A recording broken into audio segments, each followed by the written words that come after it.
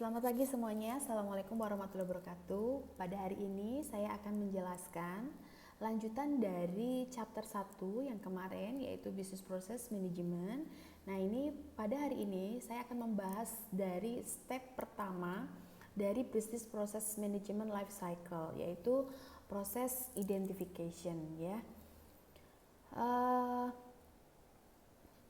Identifikasi dari proses itu mengacu pada aktivitas manajemen yang bertujuan untuk secara sistematis mendefinisikan serangkaian proses bisnis dari suatu organisasi dan menetapkan dengan jelas kriteria untuk memilih proses khusus untuk perbaikan tersebut ya. Jadi hasil dari proses identifikasi adalah arsitektur dari proses yang merepresentasikan proses dan keterkaitan proses. Maksudnya seperti ini ya. Jadi identifikasi proses itu adalah proses kita mendefinisikan proses bisnis yang ada di suatu organisasi. Nah, di dalam suatu organisasi pasti kita temukan proses bisnis seperti yang kemarin saya jelaskan. Misalkan di STIP Mikrosma saja ada proses bisnis pendaftaran, ada proses bisnis seleksi mahasiswa, ada proses bisnis akademik. Di dalam akademik di dalamnya ada proses perkuliahan, penjadwalan, penilaian, UTS dan sebagainya. Nah, itu ada beberapa banyak proses bisnis di mana antar proses bisnis tadi saling berkaitan. Contohnya proses bisnis pembayaran berkaitan dengan proses bisnis misalnya ujian atau pembukaan FRS dan sebagainya. Jadi di sini kita bisa mendefinisikan ada berapa proses di dalam organisasi tersebut. Seperti itu. Jadi identifikasi proses adalah mendefinisikan serangkaian proses yang ada di dalam suatu organisasi. Makanya Anda nanti ketika praktek lapangan Anda harus bisa paham proses bisnisnya ada apa saja, seperti itu. Nanti diidentifikasi. Walaupun nanti setiap proses bisnis tersebut harus dijelaskan. Misalnya contohnya proses pendaftaran. Oh, pendaftaran itu diawali dengan mahasiswa membuka website pendaftaran, mengisi data, lalu setelah mengisi data nanti mendapatkan konfirmasi dari customer service atau dari resepsionis tim Mikrosma, misalkan seperti itu. Jadi setiap proses akan ada deskripsinya masing-masing seperti itu. Nah, yang selanjutnya adalah konteks dari identifikasi proses.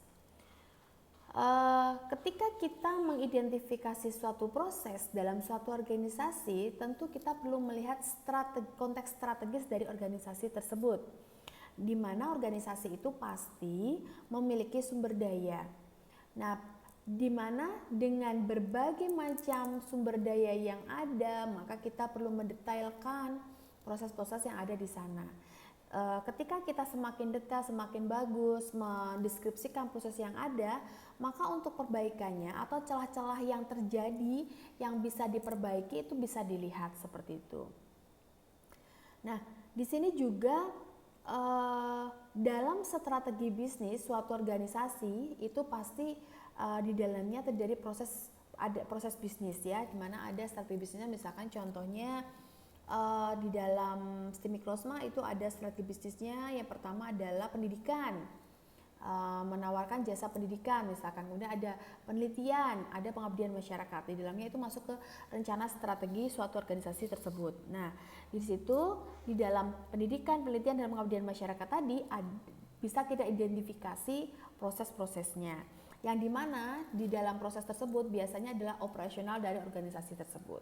Seperti yang tadi saya jelaskan, di dalam STIP Mikrosma itu ada proses-proses yang operasional, contohnya pendaftaran, pembayaran, proses akademik, ya, proses keuangannya seperti itu. Jadi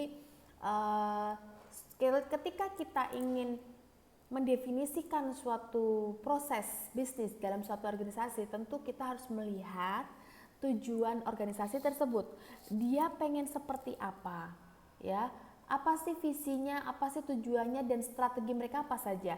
Nah, berdasarkan strategi mereka tersebut, kita lihat proses operasionalnya sebenarnya untuk mencapai tujuannya itu efektif, efisien atau tidak, seperti itu. Nah, itu baru nanti langkah analisis.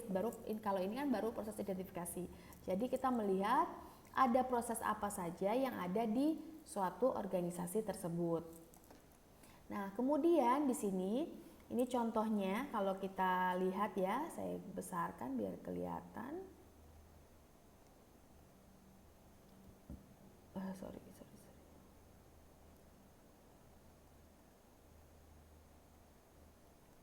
Di dalam konteks identifikasi di sini bisa kita lihat, menurut Kaplan dan Norton, ini adalah bapaknya balance scorecard ya. Ada teori yang disebut dengan balance scorecard. Dia menjelaskan ada 4 perspektif yang perlu kita lihat dalam suatu proses di dalam suatu organisasi.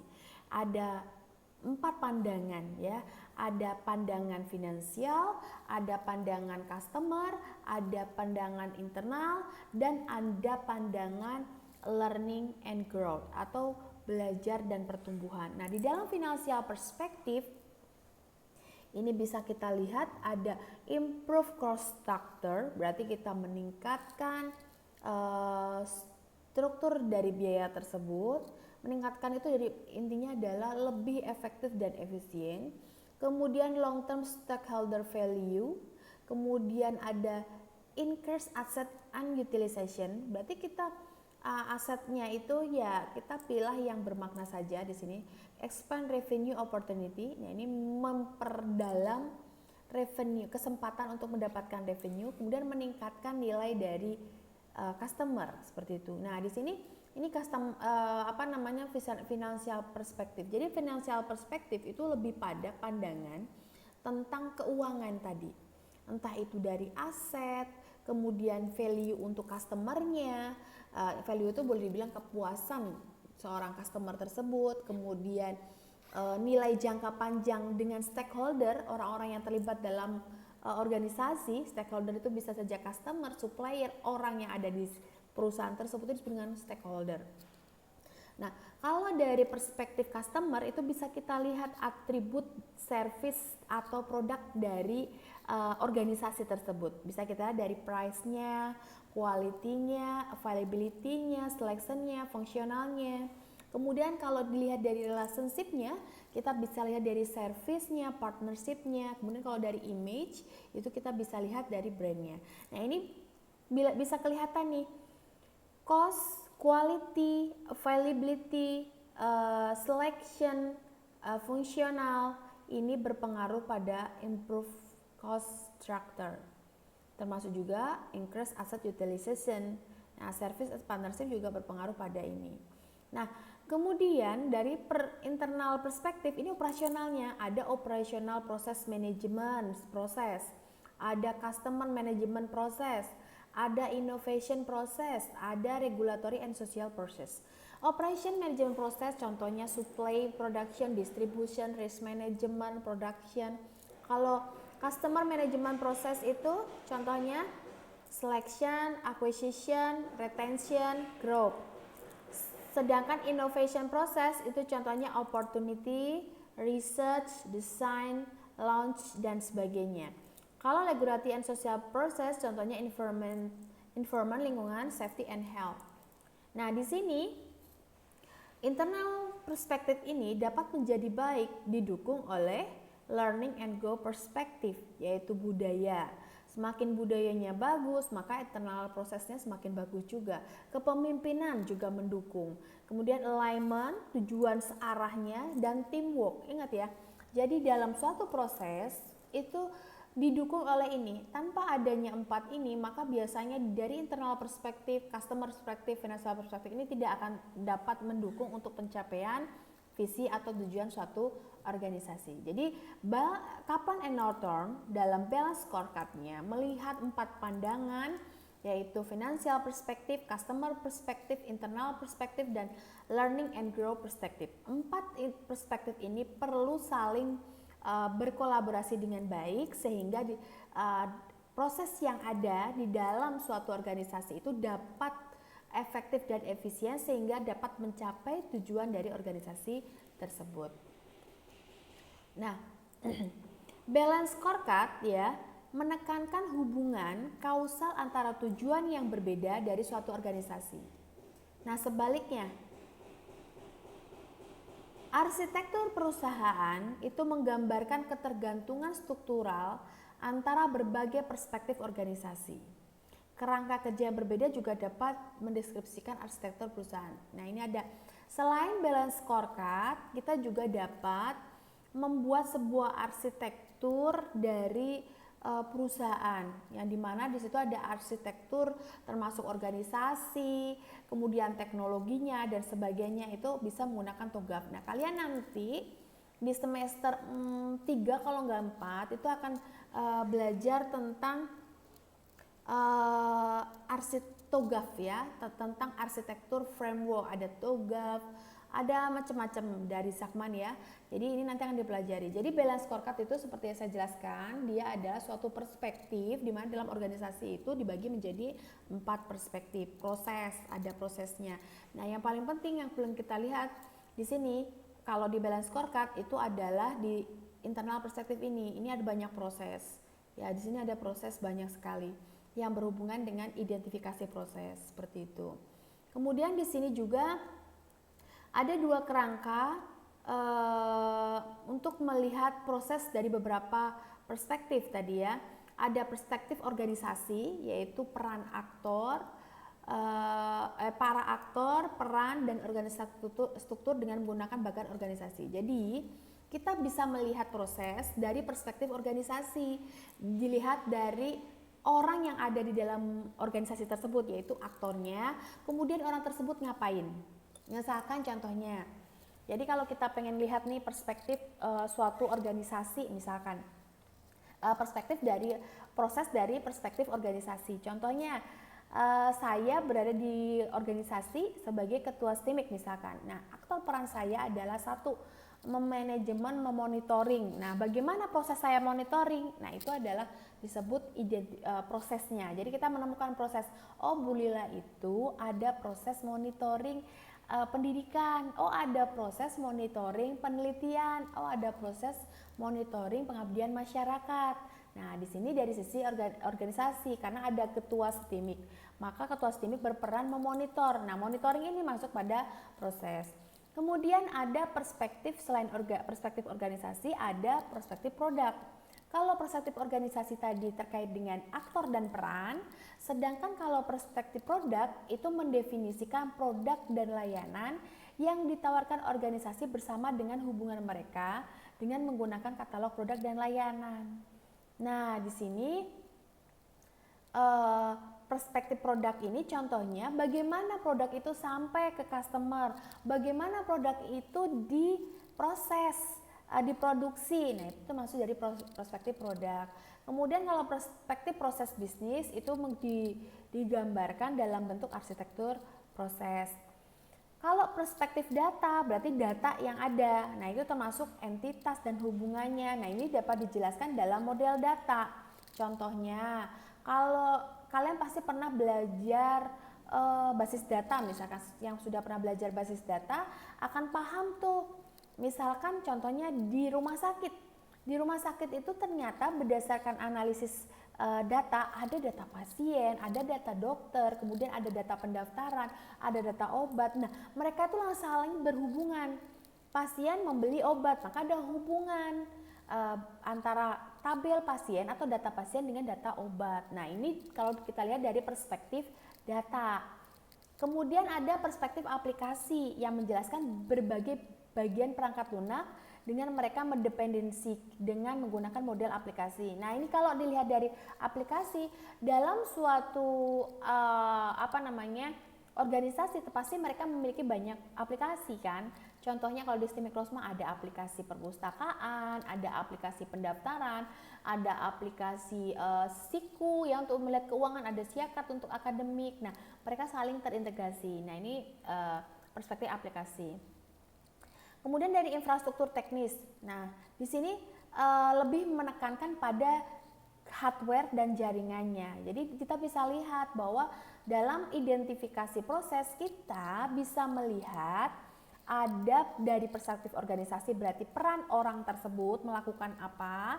Kalau perspektif produk itu bagaimana produk itu dari awal sampai akhir sampai menuju ke customer. Kalau dari proses bisnis itu digambarkan dengan arsitektur proses. Kalau dari perspektif data digambarkan model datanya. hubungan relationship antar datanya tadi. Kemudian kalau dari aplikasi berarti ada berapa aplikasi di dalam suatu organisasi tersebut seperti itu. Jadi ini ada konteksnya. Kemudian setelah kita memahami tentang konteks proses identification, selanjutnya adalah kita memahami tentang definisi dari proses arsitektur. Tentunya kita perlu memahami suatu proses dengan memvisualisasikan dalam suatu bentuk sehingga proses tersebut dapat secara eksplisit dapat dilihat. Definisi dari proses arsitektur. Tujuan dari arsitektur proses adalah memberikan representasi dari proses yang ada dalam suatu organisasi. Makanya ada arsitektur proses. Jadi kenapa kita setelah kita identifikasi prosesnya, itu perlu kita gambarkan dalam sebuah arsitektur supaya ini mudah dipahami, sehingga ketika identifikasi pun lebih mudah. Apa yang harus dikurangi, apa yang harus dihilangkan, apa yang harus diotomatiskan, misalkan seperti itu.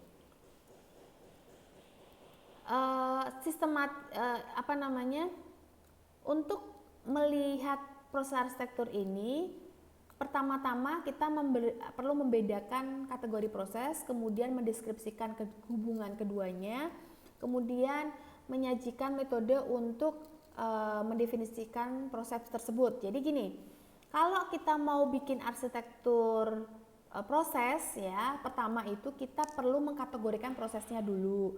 Yang kedua, kemudian kita deskripsikan hubungan antar proses itu, baru kita sajikan seperti itu. Nah, proses kalau kita lihat kategorinya itu ada core proses, ada support proses, ada manajemen proses. Ini bisa kita lihat dari konsep value chain dari Porter ya, di mana dalam suatu proses itu ada proses inti, ada proses pendukung, dan ada proses manajemen.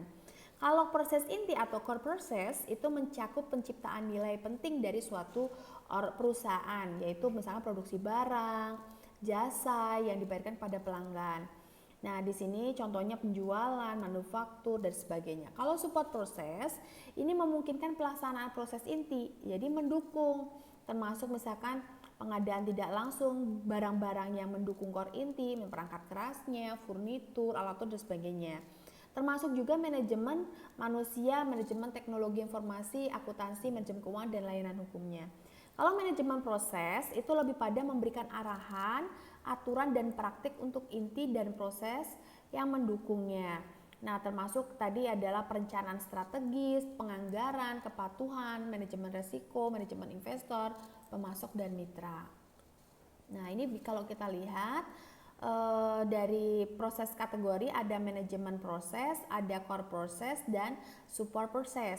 Nah, manajemen proses itu pasti paling atas ya, bisa dilihat define, menentukan visinya, mengembangkan strategi, mengimplementasikan strategi, kemudian mengelola resiko. Kalau core proses berarti procure materialnya, procure produknya, market produknya, deliver produk, manage customer service. Jadi di sini ngambil materialnya, dibuat barangnya, dipasarkan, dikirim, dan lalu dikelola di pengelolaan customer. Kalau support prosesnya berarti proses ini didukung oleh manajemen personel, yes, SDM, kemudian kalau pengelolaan informasi menggunakan teknologi, dan manajemen aset. Jadi ini contoh dari kategori proses perusahaan produksi seperti itu. Nah, hubungan antara proses ya. Untuk arsitektur proses, kita dapat membedakan menjadi 3 hubungan antara proses, yaitu ada sequence, decomposition, dan specialization. Sequence itu adalah hubungan yang menjelaskan bahwa ada urutan logis antar 2 proses. Jadi kalau saya bilang sequence itu berarti urutan. Jadi hubungannya horizontal. Nah, proses dapat berada dalam hubungan misalkan konsumen dan produsen, bahwa satu proses memberikan keluaran yang diambil dari proses lain. Jadi kalau sequence, yang disebut dengan sequence itu adalah proses satu kemudian dilanjutkan proses yang kedua. Jadi kalau sebelum selesai proses satu tidak bisa berlanjut ke proses 2 karena disebut dengan urutan. Itu relationship antar proses. Misalkan contohnya mahasiswa tidak ujuk-ujuk langsung jadi mahasiswa sistem mikrosmart, tapi dia harus melakukan proses dulu pendaftaran, pembayaran dan sebagainya. Nah, kalau decomposition, hubungan ini menggambarkan adanya dekomposisi proses spesifik, nah yang lebih rinci dalam satu atau lebih proses misalkan. Kalau dekomposisi itu lebih pada hubungan vertikal dari atas ke bawah. Jadi hubungan primer ya, misalkan ada hierarki, misalkan decomposition itu berarti hubungannya menggambarkan hubungan hierarki. Kalau specialization, hubungan ini menjelaskan bahwa terdapat varian dari proses generik. Jadi nanti ada yang dispesialisasikan dari proses yang umum seperti itu. Itu relationship process. Nah, ini bisa kita lihat di sini. Kalau sequence itu berurutan. Jadi hubungan antar proses itu bisa sequence kayak gini. Nah, berurutan. Ada atau juga bisa seperti ini nih, ke sini. Jadi product broker itu bisa saja dia ada proses part dan proses assemble part, tapi ini berlanjut. Kalau specialization itu dari handle job application itu bisa terbagi. Handle job application di Australia ada juga di Jerman, misalkan seperti itu. Nah, ini contohnya. Jadi ini adalah contoh dari relationship process. Kemudian definisi arsitektur seringkali dilakukan secara top down dari atas ke bawah, seperti yang gambar di sini ya, dilihatkan. Titik awal satu adalah proses landscape-nya, kemudian ini value change ya, kemudian ada bisnis prosesnya dan sub proses and task. Nanti di dalam proses itu ada task-nya ya, seperti itu. Jadi ada anak-anakannya. Ini kalau dilihat dari relationship-nya. Jadi kalau relationship atau proses itu bisa sequence, bisa decomposition, bisa specialization, atau bisa arsitekturnya itu top down seperti itu. Nah, ini kalau kita lihat di sini ada level A, business activity, ini activity bisnis ya. Ini yang pertama meta level, modal struktur, metodologi dan modeling standar. Nah, business activity itu menjelaskan aktivitas bisnis, perbedaan operasional ya, customer, proses dari manajemen dan strategic proses. Jadi sini ada aktivitas bisnisnya. Kemudian proses grouping ini memperlihatkan grup yang berhubungan fungsi yang saling berhubungan fungsional bisnisnya dari standar end to end proses ya. Kemudian ada core proses, yaitu proses yang dikombin secara bersama-sama untuk dikirimkan ke service ya, to end proses. Kemudian ada business process flow, yaitu decomposition. Kalau ingat ya, decomposition tadi apa ya, dari ada atas bawahnya tadi ya. Kemudian ada detail operational process, berarti operational flow-nya. Kemudian ada detail process flow. Jadi di sini adalah arsitektur ya di dalam sebuah proses ya, ada operation process, process level dan business level, yang di atasnya meta level seperti itu. Nah, ini logical level, yang ini physical level seperti itu. Nah, kemudian ada reuse of reference model. Proses analis merasa ini sulit untuk diidentifikasi tingkat arsitekturnya yang berguna untuk menggunakan model referensi. Nah, ini adalah contoh-contoh dari model yang bisa digunakan ya, ada ITIL, kemudian supply chain operation. Ini hanya pengenalan saja ya. Kemudian nah, kalau kita lihat ya, dalam sebuah arsitektur ya, kita bisa menggambarkan dalam proses itu ada develop vision and strategi. Jadi biasanya kita identifikasi dulu nih, define business concept and long term vision, develop business strategy, execute and measure strategic initiative. Nah, ini adalah kerangka ya. Kalau kita mau bikin arsitektur itu kerangkanya ini ya, kerangka dari sebuah proses ya, sebuah proses dalam suatu organisasi. Ada vision and strategi, kemudian develop and manage product and service, market and sell ya tadi kan. Kemudian ada deliver physical product, deliver service, manage customer service, kemudian develop and management human capital, dan manage information technology. Ini tuh kerangka yang kalau kita mau bikin arsitektur teknologi informasi. Nah, ini kerangkanya. Nah, ini juga lanjutannya banyak sekali ya. Jadi kalau kita mau membuat arsitektur teknologi informasi itu harus dijawab nih semua, harus ada semua. Seperti itu. Nah, kemudian ini contoh landscape modelnya arsitektur proses ya, ada manajemen proses, core proses sama seperti yang saya jelaskan tadi ya. Kemudian di sini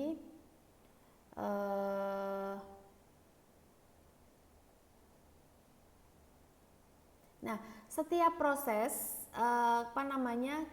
kita bisa definisikan atau kita bisa detailkan ya. Contohnya misalkan prosesnya procure to pay, visionnya apa. Jadi kalau kita mau identifikasi proses itu tentu kita harus membuat sebuah dokumen yang tepat ya. Nanti ini contohnya. Jadi kalian nanti bisa mengidentifikasi proses. Misalkan ada proses pendaftaran mahasiswa STIMIK Krosma. Visinya adalah untuk mendata mahasiswa yang mendaftar di STIMIK Krosma. Nah, proses ownernya siapa? Siapa yang memiliki proses tersebut? Misalkan bagian marketing. Customer of process misalkan adalah calon mahasiswa baru dan keuangan. Misalkan keuangan nerima duit kan. Kemudian expectation of customer. Ya, pengennya ekspektasi mudah, cepat, gampang misalkan seperti itu. Outcome-nya adalah bukti pendaftaran misalkan. Trigger-nya trigger-nya adalah ketika ada calon mahasiswa yang mendaftar. Nah, first activity-nya ngapain? Pertama, misalkan mahasiswa itu membuka web, kemudian mengisi data, dan ini langkah-langkah. Jadi ketika kita mengidentifikasi sebuah proses ya, Anda harus nulis ini. Nah, interface inbound ya, interface outbound. Nah, interface misalkan inbound itu adalah plan to, misalkan contohnya mendaftar gitu kan. Interface outbound-nya adalah bukti pendaftaran misalkan seperti itu. Nah, required resource-nya berarti siapa saja yang dibutuhkan di sini adalah staf marketing, kemudian staf bagian keuangan dan sebagainya. Nah, kemudian proses perform measure-nya yang dihitung adalah cycle time-nya, berarti proses pendaftarannya, operational cost-nya, berapa biaya yang dibutuhkan untuk itu, dan error rate-nya. Nah, ini jadi kalian nanti kalau misalkan mau bikin proses ya, mendefinisikan proses, misalkan ada berarti ini ada berapa proses, jadi tulis semua di sini seperti itu. Nah, kemudian di sini proses landscape untuk billing IT tadi. Jadi kalau sebuah proses itu pasti ada manajemen proses. Ini disebut dengan value chain ya. Ada manajemen proses, core proses, dan support proses. Ini berhubungan. Jadi kalau kalian misalkan di STIMIK Krosma berarti manajemen prosesnya itu apa? Core prosesnya apa, kemudian support prosesnya apa. Nah, ini diidentifikasi. Nah, ini contohnya adalah perusahaan ya, sebuah perusahaan ada core proses, manajemen prosesnya develop vision and strategy, develop and manage service, manage business capability, market and sales service. Kalau core prosesnya ada contract acquisition, ada contract execution misalkan. Nah, ini ada prosesnya, kemudian ada super prosesnya, ada manage human capital, manage IT, manage financial research, manage asset, manage risk and compliance, manage external relationship. Nah, ini adalah prosesnya. Nah, kemudian di sini juga contoh dari proses arsitektur dari SAP, ini ada contoh-contohnya ya. Kemudian setelah kita menentukan ada berapa proses, contohnya kita sudah menentukan ada proses apa saja, misalnya di STIMIK Krosma tadi ada proses pendaftaran, kemudian ada proses ada proses akademik, ada proses penelitian, ada proses banyak sekali. Nah, di sini ada proses selection ya. Proses selection itu adalah tujuan memilih proses untuk menentukan kriteria untuk melihat proses bisnis yang diidentifikasi.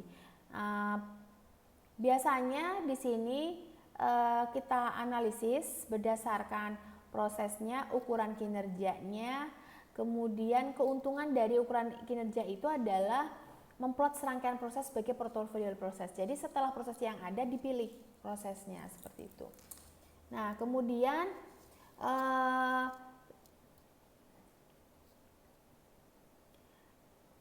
kriteria seleksinya itu adalah yang pertama adalah strategic important, yaitu kriteria berkaitan dengan penilaian strategis, relevansi, dan setiap proses. Yaitu tujuannya adalah untuk mengetahui proses mana yang memiliki ekstensi dampak terbesar pada tujuan strategi organisasi. Misalkan kita pertimbangkan profitnya, keunikannya, kontribusi terhadap keunggulan kompetitif. Jadi kalau kita mau memilih, pertama kita bisa menggunakan strategic importance. Kemudian sehat, jadi kriteria ini bertujuan untuk memberikan penilaian tingkat tinggi terhadap kesehatan dari setiap proses. Kemudian kelayakan atau feasibility, yaitu setiap proses harus ditentukan seberapa rentannya inisiatif BPM baik insidental atau berkelanjutan. Jadi kalau kita mau melakukan business process management itu yang pasti kita perhatikan, yang pertama itu adalah strategic importance-nya, kemudian ada health-nya, feasibility-nya juga kelayakannya. Nah, kemudian untuk banyak proses perform measure ya. Setelah kita memilih ya, menentukan, yang pertama tadi mengidentifikasi ya, menetapkan, mendefinisikan proses ada apa saja. Kemudian yang selanjutnya adalah dilakukan memilih proses, kemudian memilih kriteria, lalu melakukan pengukuran dari setiap proses tadi. Nah, pengukurannya dilihat dari satu waktunya, biayanya, proses yang lebih cepat berarti lebih murah, kualitasnya, dan fleksibilitasnya. Jadi kalau kita melihat sebuah proses itu bisa kita lihat dari biaya, waktu, kualitas, dan fleksibilitas seperti itu. Nah, waktu itu sangat umum ya, cycle time itu waktu diperlukan untuk menangani, waktu itu boleh dibilang waktu yang diperlukan untuk menangani satu proses misalnya. Kalau cost berarti ya terkait dengan biaya. Kalau quality berarti adalah kualitas. Flexibility berarti dari fleksibilitas, kemudahan dalam proses tersebut. Nah, kemudian portfolio proses, yaitu merupakan himpunan semua proses secara umum dan yang dibangun dari ketiga tadi, kriteria kepentingan, kesehatan, dan kelayakan. Seperti itu. Nah, kemudian ini, jadi kalau kita melihat prosesnya ya, ada misalnya contohnya loan planning perencanaan kredit misalkan. Oh, ternyata dia posisi di low kemudian good seperti itu. Jadi ini diportofoliokan. Jadi kalau ada beberapa proses ya, prosesnya itu ternyata poor health good ya, misalkan pendaftaran, oh ternyata penting banget berarti di high, terus dia masih sehat atau kurang sehat gitu misalkan, oh good berarti sampai sini seperti itu. Jadi proses identification itu adalah proses untuk mendeskripsikan ada proses apa saja di dalam suatu organisasi, itu intinya. Nah, nanti di dalam proses tersebut akan terlihat, karena kan akan divisualisasikan kan, ada dideskripsikan. Ingat ya, kalau nanti kalau misalkan Anda mau mendeskripsikan sebuah proses seperti yang ini tadi, gambar yang ini, ada proses apa, dijelaskan di sini, seperti itu. Nanti ada 5 proses misalkan ya, ada 5 gitu misalkan, contohnya seperti itu. Jadi Anda perlu membuat sebuah melakukan, misalkan contohnya saya minta sekarang misalkan ke sekolahan. Nah, di sekolahan berarti Anda menemukan ada beberapa proses tuh. Oh, ada pendaftaran sekolah, kemudian ada proses ada absensi, ada proses apa saja. Tentunya dalam proses itu ada strategi. Misalkan dalam sebuah organisasi itu kan kayak Mikrosma aja ada 3 faktor atau 3 strategi program yang paling besar, yaitu pendidikan, penelitian, dan pengabdian masyarakat. Kalau di sekolah kan hanya pendidikan saja. Nah, kalau di perguruan tinggi ada pendidikan, penelitian, dan pengabdian masyarakat. Nah, di pendidikan nanti ada proses apa saja. Kemudian di penelitian ada proses apa saja. Nah, itu nanti didetailkan, dibuat seperti ini. Nah, dari sini akan terlihat deskripsi ada berapa proses di dalam organisasi tersebut. Jadi proses identification itu adalah mendeskripsikan organisasi tersebut punya proses apa saja. Nah, nanti dari berapa proses tadi, kita akan ukur dari segi waktunya, biaya prosesnya, fleksibilitasnya.